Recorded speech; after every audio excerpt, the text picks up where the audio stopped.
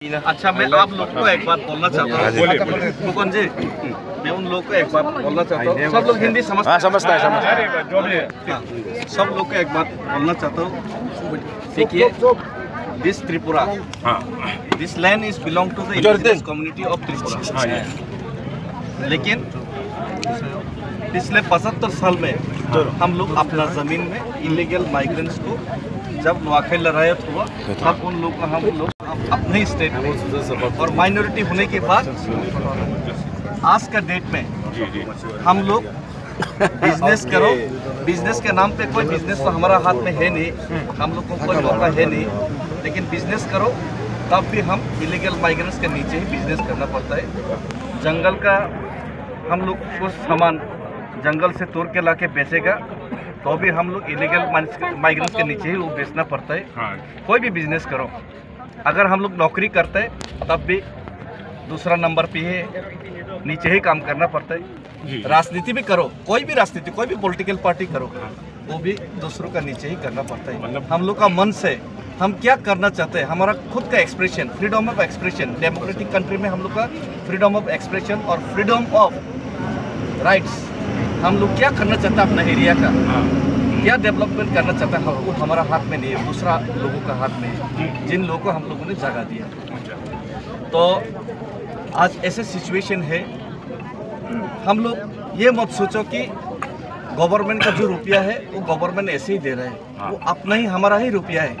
क्योंकि हर एक त्रिपुरा का इंडिजिनस लोग जो आप माइनॉरिटी में है, जो इंडिजिनस एरिया डेवलप नहीं है, जो इंडिजिनस एरिया में कोई पैसा रुपया नहीं है, जो इंडिजिनस एरिया का एमएलए एमडीसी मंत्री को कम रुपया मिलता है, डेवलपमेंट के लिए फंड रिलीज नहीं किया जाता है, वो रुपया हमारा ही रुपया है। देखिए, स्टेट तो हमारा ही है, लेकिन टैक्स भी हम लोग देते हैं। आप लोग जो भी काम करो, जो भी काम करो, जंगल से कोई सामान ला के बेचो, नौकरी करो, बिजनेस करो, जो भी करो, लेकिन हम लोग जितना रुपया इनकम करते हैं, हम भी दूसरा हिंदुस्तानी जितना टैक्स देता है उतना ही टैक्स हम लोग भी देते हैं। ये जो सामान है ये बिना टैक्स का हम लोग नहीं खरीदा। ये बोतल हम लोग बिना टैक्स का नहीं खरीदा। वो हर सामान हम लोग इनकम करने के बाद, हर सामान जो हम लोग दुकान में बेचते हैं या खरीदते हैं, हर जगह में हम लोग भी टैक्स दे के ही, रबर भी बेचते हैं टैक्स दे के ही सरकार को, और टैक्स दे के ही हम लोग सामान भी खरीदते हैं। इसका मतलब हम लोग 18 to 25% हम लोग भी टैक्स पे करते हैं, गरीब त्रिपुरा लोग भी, गरीब इंडिजिनस पीपल्स भी। और आप लोग सोच भी नहीं सकते, हर साल हम लोग ऑलमोस्ट 10,000 करोड़ टैक्स पे करते हैं हम लोग, सिर्फ इंडिजिनस लोग 10,000 करोड़ टैक्स पे करते हैं हम लोग। और ऊपर से रबर से जो बिजनेस होते हैं, ट्रेड होते हैं, वो मोस्टली ट्राइबल एरिया में होता है, उसका भी हम लोग टैक्स हम लोग ही भरते हैं। और जो मिनरल रिसोर्सेस, गैस वगैरह, जो तेल वगैरह जो निकलते हैं, वो भी एडीसी एरिया का ही है, उसका रॉयल्टी भी हमारे ही ज़मीन से निकलते हैं। ऐसा करके 15-20 हज़ार करोड़ हम लोग का हर साल इनकम जनरेट होते हैं, हम लोग का इंडिजिनस लोगों से सरकार को रुपया मिलते हैं। क्यों हम लोग ये टैक्स देते हैं? क्योंकि हम लोग को, हाँ, सिर्फ त्रिपुरा से नहीं, सिर्फ इंडिजिनस लोगों से, मतलब हमारा ये जो सिर्फ हम लोग टैक्स देते हैं। और उस टैक्स से हम लोग का एरिया में स्कूल नहीं बनता है, कॉलेज नहीं बनता है। उस टैक्स से त्रिपुरा नॉन त्रिपुरा जनरल इलाका में ही डेवलप होता है। एडीसी एरिया में कोई डेवलपमेंट नहीं होता है, कोई रुपया भेजा नहीं जाता है, क्योंकि वो जो रुपया एडीसी को नहीं मिलता है, स्टेट गवर्नमेंट को मिलता है और सेंट्रल गवर्नमेंट को मिलता है। CGST मतलब सेंट्रल GST, SGST मतलब state good and service tax. State 10,000 crore में से 5,000 करोड़ लेता है, सेंट्रल 10,000 से 5,000 करोड़ देता है, एडीसी को सिर्फ देता है 500 करोड़ 600 करोड़। 10,000 करोड़ 15,000 करोड़ में से सिर्फ 500-600 करोड़ देता है। पूरा का पूरा स्टेट और सेंट्रल गवर्नमेंट रखता है। सेंट्रल गवर्नमेंट वो रुपया लेके हम लोगों का बॉर्डर सिक्योर कर रहे हैं कि नहीं कर रहे हैं, वो हम लोग को सोचने का सवाल है। अगर सिक्योर कर रहे हैं वो पैसा लेके, तो कैसे इलीगल माइग्रेंट इतना त्रिपुरा में आ रहे हैं? वो त्रिपुरा बाया त्रिपुरा होके आसाम में जाता है, पूरा नॉर्थ ईस्ट में फैलने के बाद हिंदुस्तान का हर कोने में वो लोग जाते हैं, कोई भी क्रिमिनल एक्टिविटीज़ कर सकते हैं। और यहाँ का डेमोग्राफी तो चेंज कर ही दिया, आसाम का भी कर रहा है, और पूरा इंडिया का भी डेमोग्राफी और इकोनॉमिक में वो लोग प्रभाव फैला रहे हैं। और हमारा जो टैक्स है वो टैक्स से हमारा यहाँ डेवलप नहीं हो रहा है। वो टैक्स का रुपया से सेंट्रल और स्टेट के स्कीम से वो टैक्स से जो बनाया जाता है वो कहाँ पे डेवलपमेंट किया जाएगा उसका डिसीजन लेने वाला आज त्रिपुरा नहीं है। आज यहाँ का इंडिजिनस लोग नहीं है, जो बाहर से आया हुआ है वो डिसीजन ले रहा है कि कहाँ पे डेवलप होगा या नहीं होगा। तो ये 10,000 करोड़ में से वो लोग सिर्फ मजबूरी में एडीसी है ना, 6 शेड्यूल है ना, इसीलिए मजबूरी में 500-600 करोड़ दिए, ऐसे ही हर साल देना पड़ता है मजबूरी में। और बाद बाकी जितना भी रुपया है वो सब इंडिजिनस नॉन इंडिजिनस एरिया में वो रुपया जा रहा है। और वो रुपया में कॉन्ट्रैक्टर करके बिजनेस करके जितना भी रुपया इनकम कर रहे उसी रुपया से बिल्डिंग बना रहे, उसी रुपया से बड़ा बड़ा गाड़ी खरीद के हम लोगों को अपने ही ज़मीन में जो लोगों को हम लोग जगह दिया तो वो बोलता है कि ट्राइबल तुम कहाँ से आया हो, ट्राइबल को उसको हटाओ, मेरा दुकान का सामने क्यों आया, ऐसा करके हम लोगों का ही लोग को आप वो लोग थ्रेट करते और हम लोगों को आज ये लोग पिन करते हैं। आज मैं पैदल यात्रा भी कर रहा तो उन लोगों को हम लोग जगह दिया था, वो लोग हम लोग को सपोर्ट करना चाहिए था, लेकिन बदले में वो लोग हम लोग को धोखा दे के पीछे से छुरी मार के हम लोग डायरेक्टली कर रहे। और ऐसा सिचुएशन में हम लोग यूनाइटेड होना ही पड़ेगा। विदाउट यूनाइटेड हम लोग को कुछ भी नहीं मिलेगा। और महाराजा के नेतृत्व में यूनाइटेड होकर हम लोग लड़ा, इसीलिए त्रिपुरा एकॉर्ड हुआ। और त्रिपुरा एकॉर्ड होने के बाद त्रिपुरा एकॉर्ड में होम मिनिस्ट्री से वादा किया गया था कि 6 महीने के अंदर हम लोग का त्रिपुरा एकॉर्ड करके सॉल्यूशन करेगा, लेकिन 18 महीने हो गया। अब उनका आँख और कान बंद हो गया, उस हम लोगों का रोने का आवाज़ उनको सुनाई नहीं दे रहा है, हम लोगों का आंसू उनको दिखाई नहीं दे रहा है, हम लोग का मजबूरी और समस्या उनका आँखों और कान में नहीं जा रहा है। तो उनका आँख खुलने के लिए, उनका कान बहरा कान में आवाज़ गूंजाने के लिए आज मैं पैदल रैली कर रहा हूँ, हिस्टोरिकल रैली। तो मैंने कोई गलत किया क्या? नहीं। और दूसरा बात है, आज ऐसा सिचुएशन में अगर हम लोग ऐसा सोचते हैं कि हम लोग हर जगह में उनका नीचे काम कर रहे हैं, ऐसा सिचुएशन में अगर हम लोग अपना बच्चे का भविष्य के लिए सोचते हैं, अपने बच्चे के लिए रुपया इकट्ठा करते हैं, अपने बच्चे का परवरिश के लिए हम लोग रुपया इनकम करते हैं, अपने बच्चे के लिए अच्छा घर बनाने का कोशिश करते हैं, अपने बच्चे का अच्छा भविष्य के लिए जगह बचाने का, जगह खरीदने का कोशिश करते हैं, उनको अच्छा पढ़ाई करवाने का, इंग्लिश मीडियम में भेजने का कोशिश करते हैं, गरीब हो या अमीर हो, हर लोग कोशिश करते हैं अपने बच्चे के लिए। लेकिन हम लोग ऐसा सिचुएशन में रहा, चुपचाप रहा। जिस बच्चे को हम लोग प्यार करके इतना कर रहे हैं, उनके लिए रुपया, ज़मीन, घर बना रहे, क्या उस घर में वो बच्चा रह पाएगा? हम लोग का ज़िंदगी भर जिंदा नहीं रहने वाला, एक दिन सब कुछ छोड़ के जाना पड़ेगा।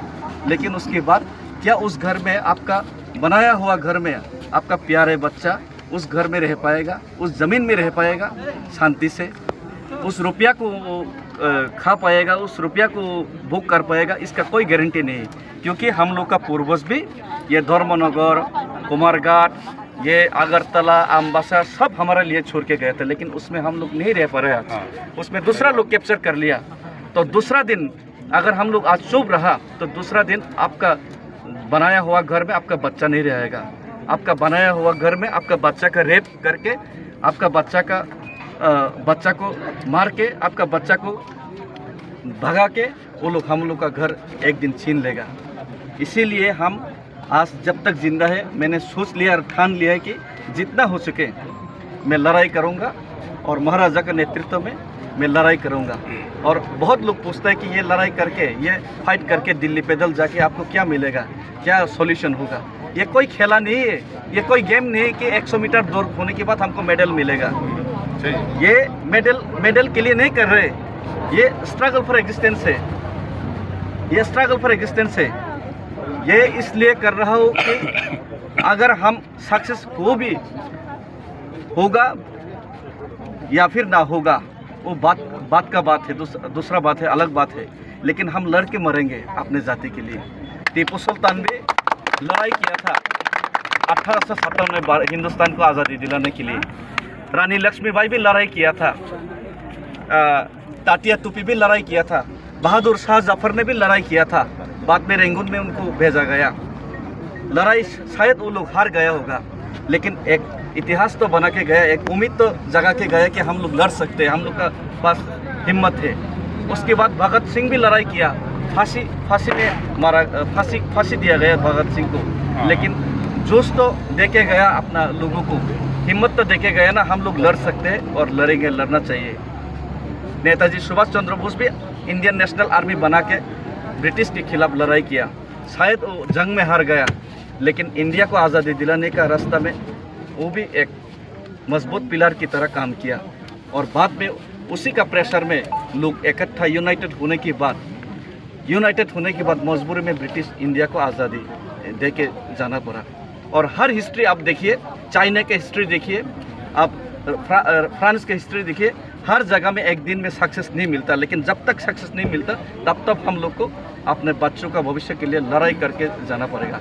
इजराइल में देखिए, इजराइल लोगों का कोई ज़मीन नहीं था, लेकिन लड़ाई करके वो लोग ज़मीन वापस लिया। लेकिन ज़मीन वापस लेने के बाद भी उस ज़मीन को सेव करने के लिए आज भी वो लोग लड़ रहे हैं अपने कौम के लिए, अपने जाति के लिए। तो हम लोग भी ऐसे ही कौम, ऐसे ही जाति बनना पड़ेगा अगर हम लोग अपना बच्चों का भविष्य चाहता है। तो यही मैसेज हम लोग अपना लोगों को देना चाहता हूँ, और यही मैसेज लेके मैं दिल्ली भी जाना चाहता हूँ। और दिल्ली भी समझ लीजिए, अगर आप लोग हम लोग का सॉल्यूशन नहीं किया तो त्रिपुरा का सॉल्यूशन नहीं हुआ तो नॉर्थ ईस्ट का सॉल्यूशन नहीं होगा।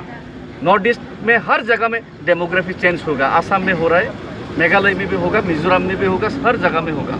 और पूरा नॉर्थ ईस्ट का डेमोग्राफी अगर चेंज होगा तो इंडिया का डेमोग्राफी भी चेंज होगा।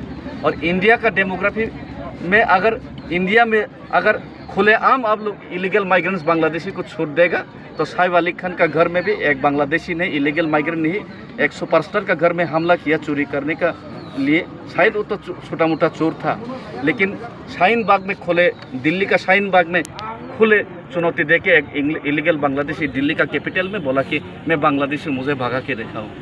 और कोई भी आतंकवादी जो इंडिया के खिलाफ, हिंदुस्तान के खिलाफ कोई साजिश करता है, वो भी कभी भी इंडिया में घुस सकता है घुसपैठी। तो इंडिया को भी, हिंदुस्तान वालों को भी, हर हिंदुस्तानी को भी ये बात समझना चाहिए। आप मत सोचिए कि त्रिपुरा खतरे में है, त्रिपुरा डूबता ही तो डूबने दो, हमारा क्या। ऐसा अगर सोचेगा तो पूरा नॉर्थ ईस्ट डूबेगा और एक दिन पूरा हिंदुस्तान हो जाएगा। यही आवाज़, यही बहरा कानों में, सेंट्रल गवर्नमेंट का बहरा कानों में और उनका बुझा हुआ आग को खोलने के लिए मैं अब ये पैदल यात्रा कर रहा हूँ। और अगर हो सके तो आप लोग भी प्रार्थना कीजिए, आप लोग भी ईश्वर से निवेदन कीजिए कि उन लोगों का दिल और दिमाग में ईश्वर जाके बात करे कि ये सॉल्यूशन नहीं करेगा तो देश का बहुत खराब चीज़ होगा, एक दिन देश मिट जाएगा। यही बात करना चाहता हूँ। धन्यवाद। ठीक है ना? तीले वाला लेकिन जा सकता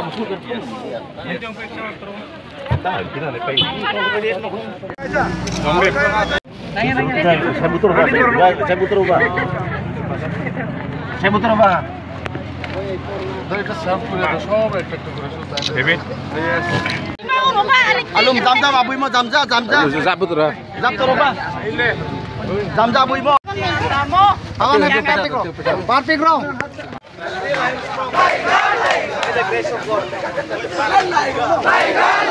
Strong. We want justice. Strong by the grace of God. Justice.